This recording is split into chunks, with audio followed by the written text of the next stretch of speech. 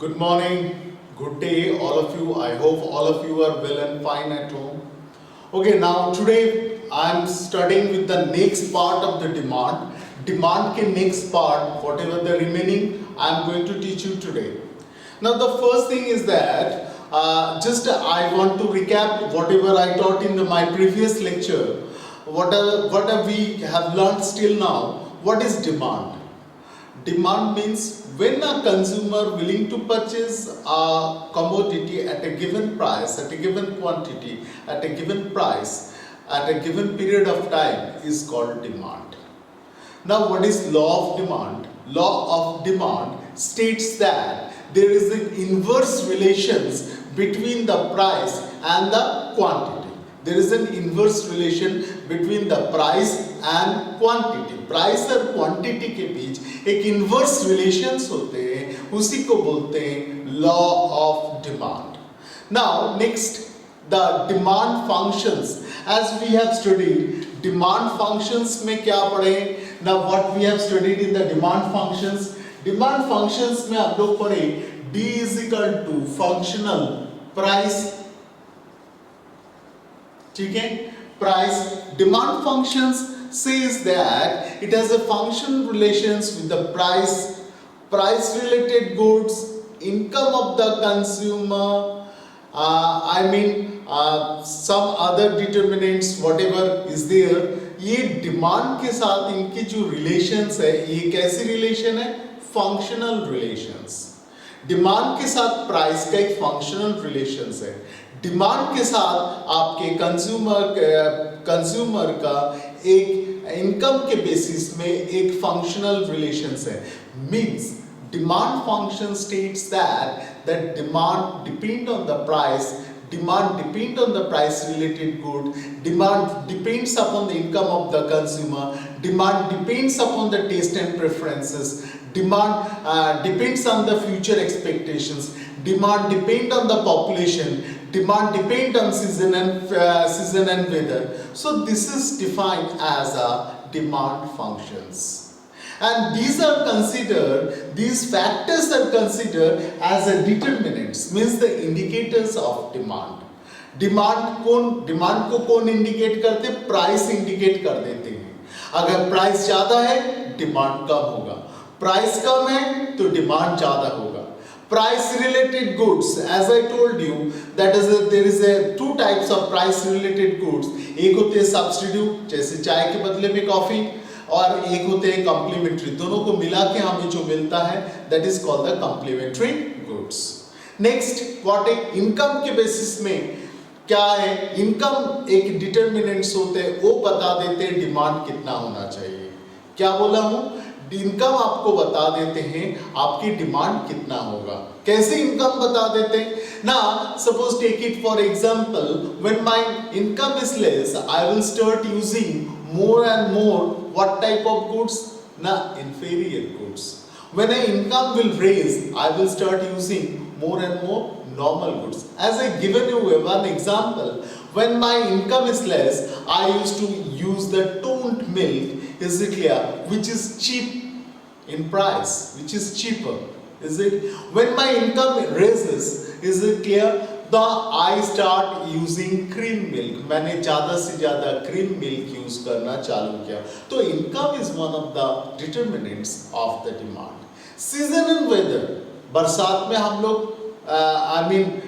Raincoats, umbrella purchase करते हैं. बाकी साल भर हम लोग, तो आपकी season and weather is one of the determinants of the demand. Is it clear? Future expectations is one of the one of the determinants or one of the indicators of demand. Now future आने वाले time में ये बहुत prospective, ये बहुत profit देंगे, ये area बहुत ज़्यादा डेवलप करेगा. Is it clear? इसलिए उस एरिया का कीमत बढ़ जाते हैं. So the future expectations is also an indicators or determinants of demand. Next, what I am going to today, this is now my next topic is the movement of demand curve. See here, demand का दो movement होते हैं. एक होती है shift. This is a shift. Is it clear? और एक होते हैं डिमांड का अपवर्ड और डाउनवर्ड डायरेक्शंस में होते हैं। ये कैसे? Suppose take it for example, just see here, suppose I ask you, ना suppose here I am explaining about the movement of the demand curve. First I will explain you the shift. मैं पहले आपको shift समझा रहा हूं. Suppose take it for example, ना ये हमारे डिमांड कर्व है. हमारे पास क्या हुआ? सीजन चेंज हो गया. मैंने क्या बोला? सीजन चेंज होने के कारण ना हम लोग ज्यादा से ज्यादा रेनी सीजन के टाइम क्या हो जाते हैं? सीजन चेंज हो जाते हैं. We start purchasing umbrellas and others. तो डिमांड कर्व पहले यहाँ पर था, ये कहाँ पर शिफ्ट हो जाते हैं? ना राइटवर्ड मूवमेंट हो जाते हैं. Can I make you understand? Same way weather के बेसिस में demand curve, suppose take it for example winter wear, जब आपके विंटर सीजन था तब आपके डिमांड ये था, लेकिन विंटर सीजन चले जाने के बाद ये क्या हो जाते हैं? ड्रॉप हो जाते हैं. कोई विंटर वेयर परचेज नहीं, तो अब क्या होते हैं? लेफ्टवर्ड शिफ्ट हो जाते हैं. तो मैंने क्या बोला हूं ना, डिमांड कर्व कब शिफ्ट होते हैं? Demand curve shift due to other factor except own price. अपना प्राइस छोड़ के जब कोई भी रीजन के कारण डिमांड चेंज हो जाते हैं, तब डिमांड कर्व क्या करते हैं? राइटवर्ड नहीं तो लेफ्टवर्ड शिफ्ट हो जाते हैं. मैंने आप लोग को क्या समझाया ना, डिमांड जब चेंज होते हैं, डिमांड कब चेंज होते हैं? Suppose take it for example winter season में विंटर वेयर, स्वेटर, जैकेट्स, इसका बहुत ज्यादा डिमांड रहते हैं, लेकिन गर्मी आती है उनके डिमांड कम हो जाते हैं. तो क्या होते हैं? ये अगर हमारे पास डिमांड कर्व है विंटर सीजन में, ना समर आती है, ये डिमांड कर्व क्या हो जाते हैं? कोई परचेज करने नहीं जाते, तो लेफ्टवर्ड शिफ्ट हो जाते हैं. फिर ठंडी गर्मी चले जाने के बाद जब ठंडी आते हैं, when the winter season comes again क्या होते हैं ना, हमारे डिमांड कर्व यहाँ पर है, ये फिर डिमांड बढ़ जाते हैं, राइटवर्ड शिफ्ट हो जाते हैं. Can I make you understand? तो डिमांड कर्व शिफ्ट होते हैं कब? when the demand change due to other factors के कारण जब डिमांड चेंज होते हैं, एक्सेप्ट ओन प्राइस. अपना प्राइस छोड़ के जब कोई भी फैक्टर के कारण डिमांड चेंज हो जाते हैं, उसको बोलते हैं shift of demand curve. Can I make you understand? ठीक. नेक्स्ट, व्हेन ना demand curve expansion and contractions. Demand curve का एक्सपेंशन और कॉन्ट्रैक्शंस कब होते हैं? It's a very simple to understand. Expansion मतलब डिमांड बढ़ जाना, कॉन्ट्रैक्शंस डिमांड कम हो जाना. Suppose take it for example, अगर हम प्लॉट करते हैं, if I plot it, what we will find? Suppose when this is price and this is quantity. जब प्राइस 10 रुपीज था तब cold drinks 100 bottle cold drinks consumption होता था. जब 20 हुआ 80 बॉटल्स, जब 30 हुआ 60 bottles. Can I make you understand? देखो आप, सपोज कोल्ड ड्रिंक्स की बात कर रहा हूं मैं. जब प्राइस 10 था तब कितना है क्वांटिटी? 100 बॉटल्स. जब प्राइस 20 हुआ कितना है क्वांटिटी? 80 बॉटल्स. जब प्राइस 30 हुआ तो कितना है क्वांटिटी? 60 बॉटल्स. तो इसको अगर हम प्लॉट करते हैं तो I will get a curve. See here, हमें यहां पर एक कर्व मिलेगा. ये इस कर्व में हम क्या देख रहे हैं? Suppose take it for example, this is your demand curve. ये आपकी डिमांड कर्व है. ठीक, ये आपकी डिमांड कर्व है. नाउ इस तरफ हम प्राइस को डिफाइन कर रहे हैं ना. प्राइस जब 10 था तब कितना बॉटल्स कंजम्पशन होता था? 100. प्राइस जब 20 हुआ कितने बॉटल्स कंजम्पशन हो रहा था ना? 80. और प्राइस जब 30 हो गया तब कितने बॉटल्स कंजम्पशन हो रहा है ना? 60. See here, when price is 10, जब प्राइस 10 है, प्राइस जब 10 है तब कितने बॉटल्स कंजम्पशन हो रहा है? 100. Means this point. Expansions, this is the expansion. और प्राइस जब आपका 10 से 30 हो गया तब कितने बॉटल्स बन रहे ना 60 bottles. Can I make you understand? तब 60 बॉटल्स हो रहे। तो इस चीज को हम क्या बोलेंगे? What I will write here, नहीं इसको हम बोलेंगे एक्सपेंशन और इसको क्या बोलेंगे? Contractions. Can I make you understand? तो प्राइस कब था ना 10 रुपीज जब था तब कितने बॉटल्स कंजम्पशन हो रहा था? 100।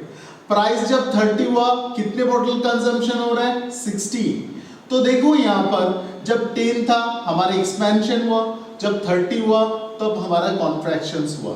तो जब क्या होते हैं ना when the demand change due to its own price, तब हमें क्या देखने को मिलता है? एक्सपेंशन और contractions.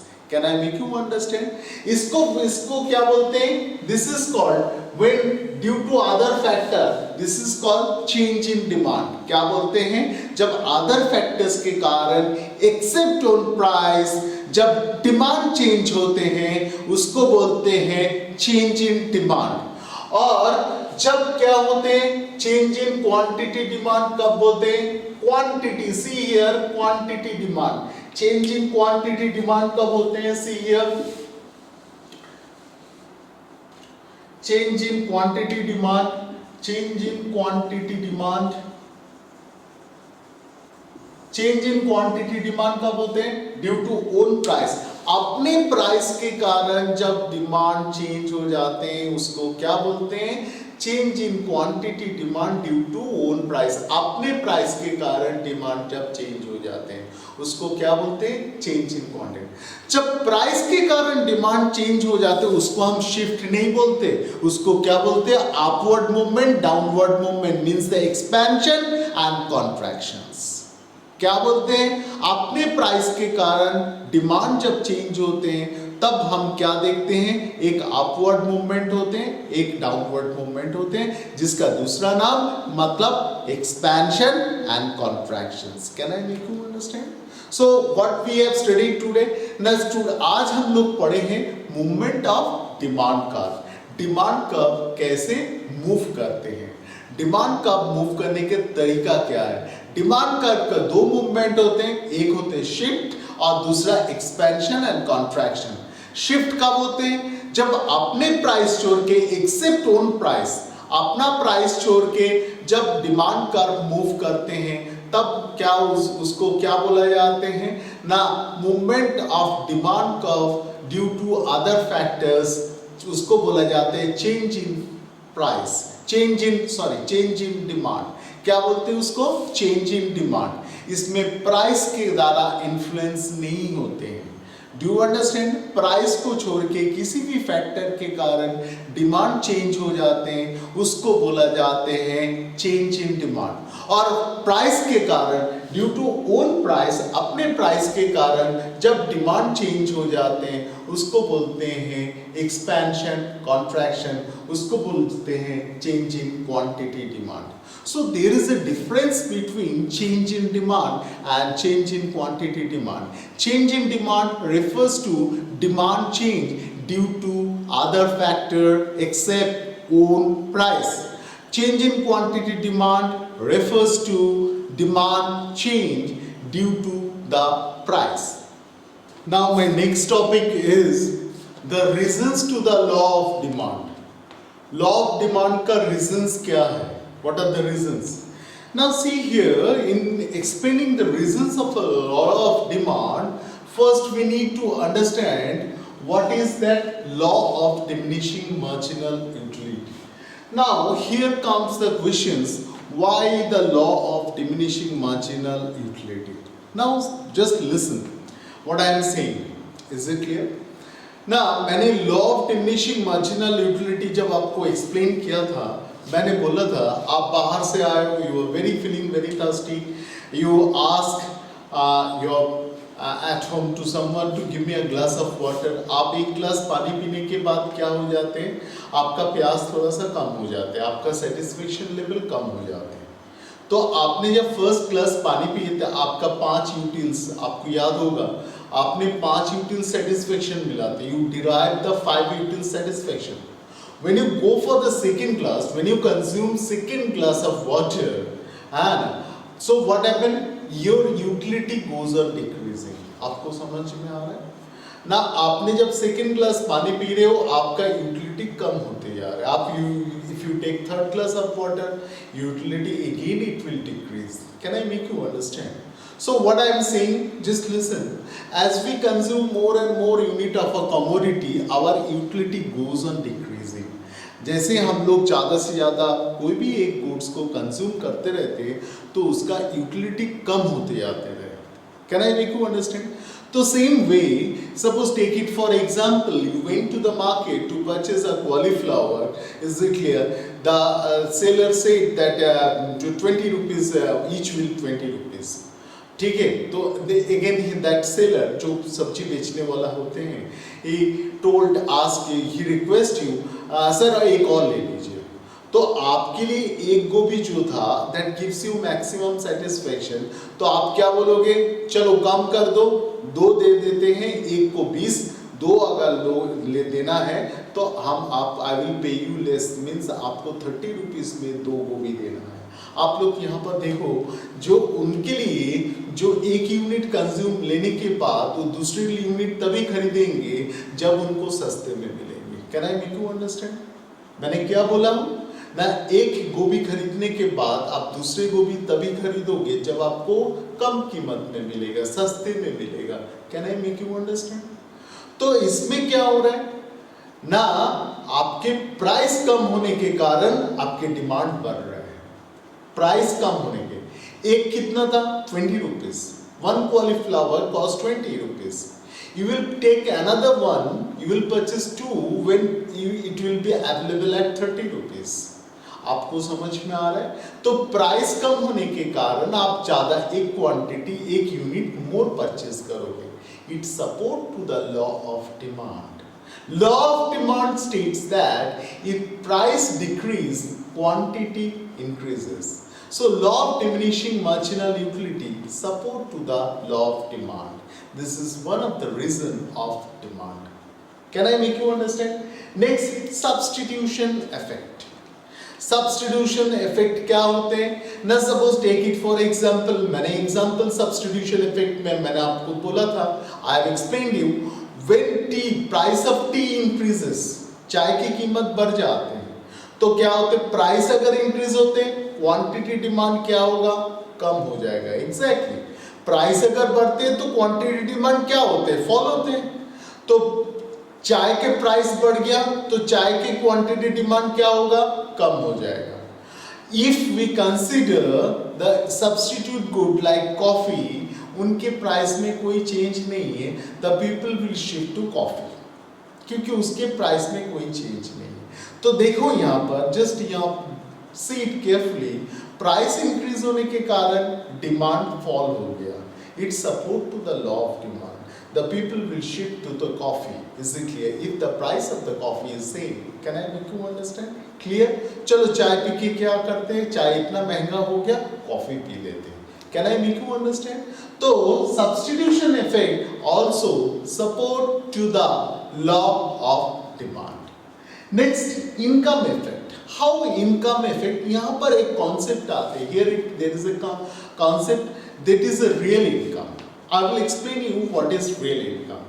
Now suppose take it for example, you went to the market to purchase the vegetables, whatever you like. Is it clear?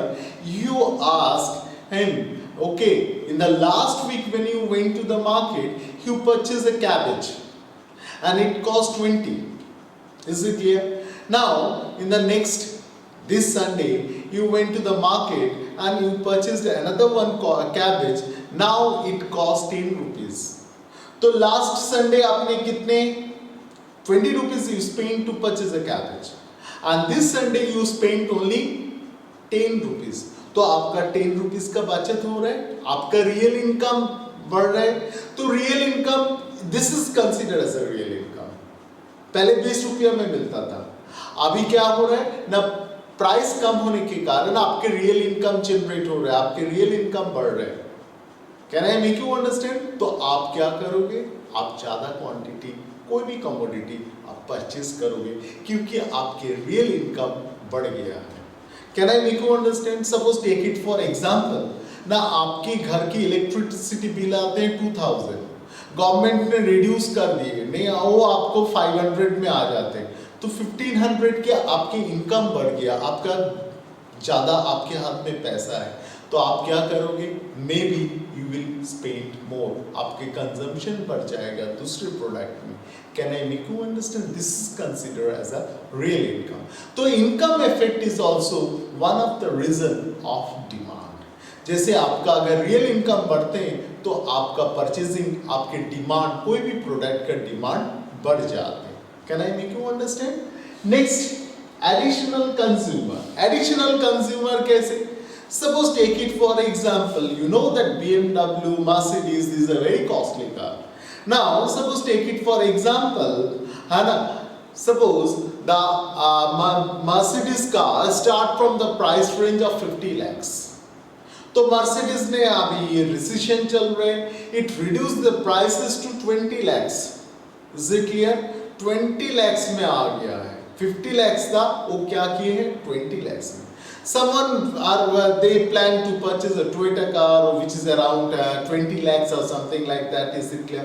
तो उन्होंने क्या सोचेंगे, अरे टोयोटा का 20 lakhs है, उससे तो अच्छा है 20 lakhs में मर्सिडीज मिल रहा है हमें, तो वो क्या करेंगे, मर्सिडीज परचेज करेंगे। तो मर्सिडीज कंपनी को प्राइस कम होने के कारण उनको एडिशनल कंज्यूमर मिल जाते हैं। Can I make you understand? This is the concept of additional consumer. Clear? Next part is the different uses. Now, how these different uses influence and how it is a reason of demand. Try to understand when milk is very costly, milk price has shoot up. Is it clear? Milk is, suppose take it for example, frequently we purchase around 40 rupees a liter. Is it clear? It shoot up to 60 rupees or 80 rupees like that. So what will be the effect? The household demand will decrease. Household demand decrease मतलब क्या होगा ना, अभी खाली छोटे बच्चे को पीने के लिए मिल्क मिलेगा, बाकी चाय में दही मठा ये सब बंद हो जाएगा। Can I make you understand? क्योंकि प्राइस बढ़ गया है, क्वांटिटी डिमांड कम हो जाएगा, और क्वांटिटी डिमांड कम होने के कारण it is only for the in fact I mean babies, for they will only drink the milk. Can I make you understand? वो अपना यूजेस कम कर देते हैं। Now if the thing happens reverse, अगर ये उल्टा होते तो क्या होते ना, प्राइस 40 रुपीज से 20 रुपीज हो गया मिल्क का प्राइस, एक्सेसिव प्रोडक्शन हो गया, सप्लाई ज्यादा है तो मिल्क का प्राइस क्या हो गया, कम हो गया। जब मिल्क के प्राइस कम हो जाते हैं तो कंज्यूमर का डिफरेंट यूजेस बढ़ जाते हैं। डिफरेंट यूजेस क्या है ना, मिल्क चाय में यूज हो रहा है, दही बन रहा है, इज इट क्लियर, खीर बन रहा है घर में, इज इट क्लियर, उनका और भी ज्यादा पनीर बन रहा है, इज इट क्लियर, छेना बन रहा है, इज इट क्लियर। नाउ इनका डिफरेंट यूजेस बढ़ जाते हैं, इज इट क्लियर। तो ये डिफरेंट यूजेस बढ़ क्यों जा रहा है ना, प्राइस कम हो गया, कंजम्पशन बढ़ गया, हमारे डिमांड पर क्वांटिटी डिमांड बढ़ गया। So this support this I mean 5 things it support to the reasons to the law of demand. इसी को बोलते हैं this are the reasons to the law of demand. Clear? Now the next topic is the exceptions to the law of demand. इसका मतलब exceptions to the law of demand मतलब means where the law of demand is not followed, जहां पर law of demand लागू नहीं होते हैं। Can I make you understand? तो first हम लोग डिमांड पढ़े हैं, उसके बाद लॉ ऑफ डिमांड पढ़े हैं, जहां पर ये लॉ ऑफ डिमांड लागू नहीं होते हैं, where the demand of law of demand is not followed. Is it clear? This is my next topic and this is the last topic of this chapter. See here, the exceptions to the law of demand given goods is considered as a exceptions to the law of demand. Now, what is given goods? I think this is the first time you people are listening. What is given goods? Robert Giffen, a person, is it clear, who identify few goods. ठीक, उन्होंने Robert Giffen नाम के एक आदमी कुछ goods को identify किए थे. उन्होंने ही ऑब्जर्व दैट उनके प्राइस जब बढ़ते हैं डिमांड बढ़ते हैं. मैंने क्या बोला हूं? व्हाट आई सेड यू ना, रॉबर्ट गिफिन कुछ गुड्स को आइडेंटिफाई किए थे जिसका प्राइस बढ़ते हैं तो उनका क्वांटिटी डिमांड बढ़ जाते हैं. क्वांटिटी डिमांड बढ़ जाते हैं. Does it support to the law of demand? No, it doesn't support to the law of demand. जब प्राइस बढ़ते हैं तब क्वांटिटी डिमांड बढ़ते हैं और प्राइस घटते हैं तो क्वांटिटी. लेकिन हम लोग लॉ ऑफ डिमांड में से क्या पढ़ा है? What we have studied in law of demand. Law of demand में हम लोग we people studied जब प्राइस कम होते हैं तब डिमांड बढ़ते हैं. प्राइस कम होते हैं तब डिमांड बढ़ते हैं. लेकिन यहाँ पर तो उल्टा बोल रहे हैं. It doesn't follow the law of demand. Robert Giffen identified few goods which doesn't follow the law of demand, like ज्वार, बजरा. ये सारे गुड्स होते हैं, ये ऐसे कुछ गुड्स होते हैं जिनका प्राइस बढ़ते हैं तब जाके क्वांटिटी डिमांड बढ़ते हैं और जब प्राइस घट जाते हैं उनकी क्वांटिटी डिमांड घटती. It is a typical character of this type of goods. So these goods are considered as a given good. किसने फर्स्ट आइडेंटिफाई किए थे? Robert Giffen. अगर आपने आइडेंटिफाई किए हो ऐसे गुड्स का तो आपके नाम भी आ जाएगा. So this is also called the Giffen paradox. Can I make you understand? So Robert Giffen identified few of the goods. When the price increases, quantity demand also increases. When price falls, quantity demand falls. Can I make you understand the Giffen goods? Next आते हैं status symbol. Often you will find some people in your nearby to you or in your surroundings. They often say, अरे अभी देखो ना कितना, you see the gold prices shoot up. मैंने मना किया था, but you know my son has purchased इतने सारे ज्वेलरी मेरे को एक इतने I mean इतने कैरेट की गोल्ड चेन गिफ्ट किए. मैंने मना किया था. ऐसे शो ऑफ कर रहे हैं. Is it clear? वो अपना स्टेटस दिखा रहा है. Is it clear? Just an example. When the price of a diamond increases, उनकी डिमांड बढ़ जाती है. वो हीरा मेरे पास होना चाहिए, चाहे कितने भी प्राइस दे दो, चाहे जो मांगे, वो मेरे पास होना चाहिए, चाहे कितने भी प्राइस है. They do not bother about the price.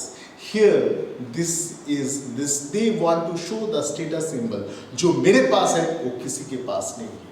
तो इस टाइप के आदमी भी हैं हमारे सोसाइटी में जो क्या होते हैं अपना स्टेटस दिखाने के लिए, वो अपने स्टेटस सिंबल को प्रेजेंट करने के लिए प्राइस के ऊपर नहीं जाते. उनके प्राइस बढ़ते हैं तो वो सारी चीज की डिमांड बढ़ते हैं. It doesn't support to the law of demand. ये आपके लॉ ऑफ डिमांड को सपोर्ट नहीं करते. Can I make you understand? So status symbol is another exceptions to the law of demand. Next, fear of shortage. I would like to inform you. So from tonight, is it clear? After 12 p.m., the entire petrol pump of our country goes for a strike for unlimited days. Do you follow me? What I am saying?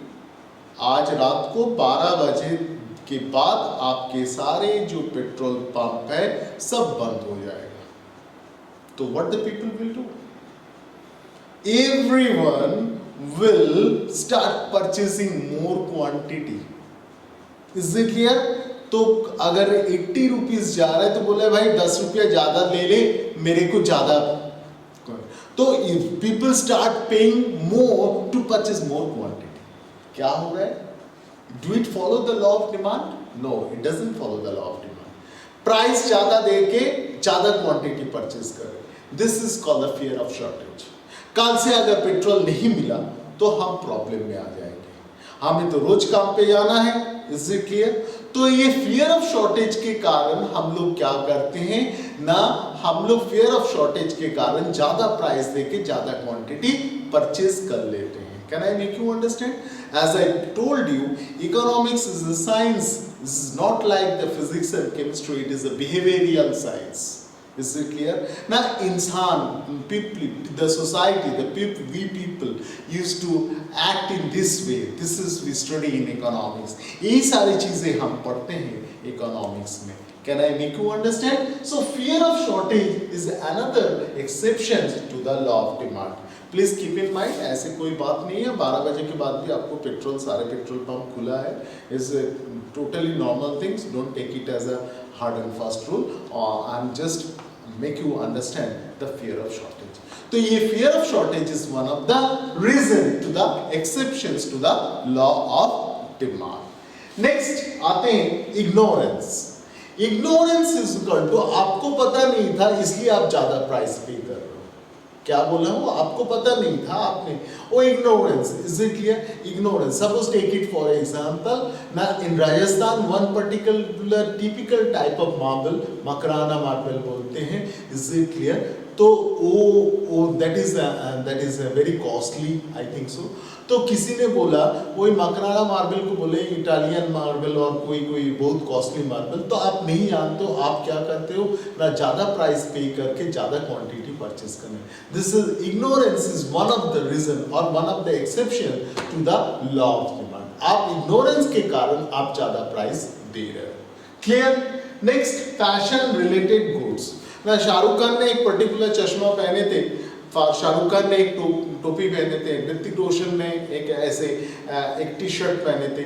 ये fashion related goods. We always follow the fashion. Is it clear? Like you people like narrow jeans, मतलब जितना होना चाहिए. Is it clear? So you people are go after the narrow jeans और उसके लिए कोई भी प्राइस पे कर सकते हो. मैंने क्या बोला हूँ? उसके लिए कोई भी प्राइस पे कर सकते हो.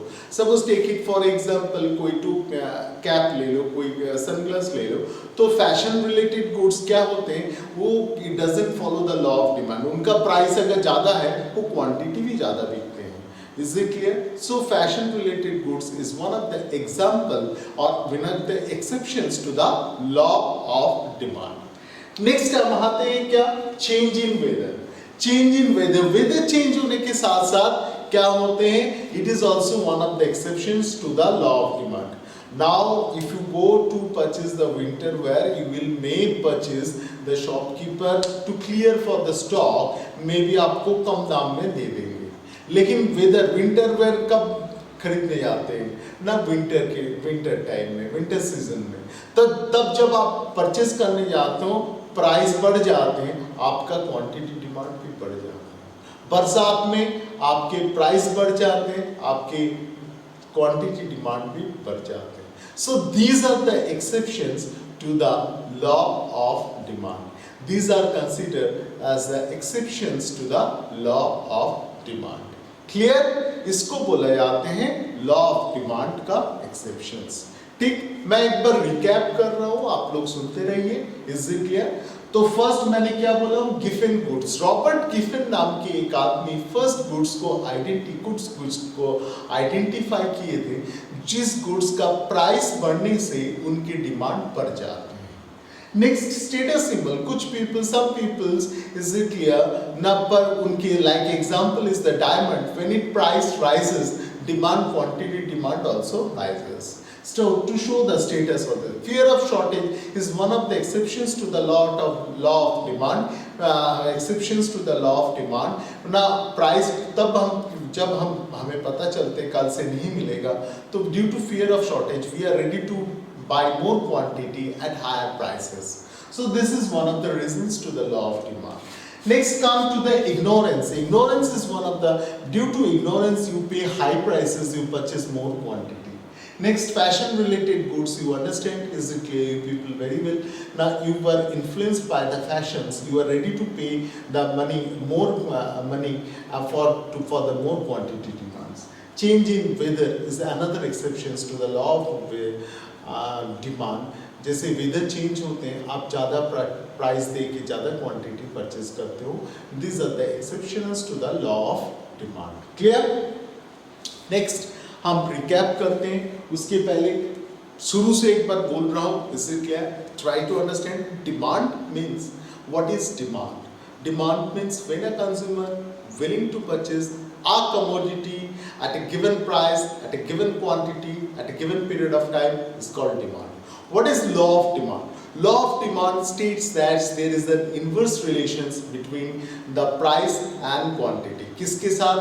प्राइस और क्वांटिटी के साथ. प्राइस अगर बढ़ेगा क्वांटिटी कम हो जाएगा. Next, demand functions. Demand has a functional relations with price, with the price related goods, with the fashion related goods, with the income of the consumer, with the season and weather, with the future expectations. Means demand depends upon the price, demand depends upon the price related goods, demand depends upon the income of the consumer, demand depends upon the future expectations, demand depends on the season and weather. So this is the demand functions. D functional F, dV is equal to functional X, P, X, P, R, Y, T, so all these things. Is it clear? Next, demand functions के बाद determinants of demand. Price एक determinant, price related goods एक determinants. Is it clear? Income एक determinant, season and weather is a determinant. I mean the population is a determinants. So these are all considered as a determinants or indicators of demand. Next, what we have learned now, what are the types of movement of a demand curve? Demand curve का दो movement होते हैं. एक होते हैं due to own price, जिसको बोलते हैं change in quantity demand. What I told you, changing. जब प्राइस के कारण डिमांड चेंज होते हैं, ऊपर नीचे अपवर्ड डाउनवर्ड मूवमेंट होते हैं, उसको एक्सपेंशन और कॉन्ट्रैक्शंस बोलते हैं. तब अपने प्राइस के कारण जब डिमांड चेंज होते हैं उसको बोलते हैं चेंज इन क्वांटिटी.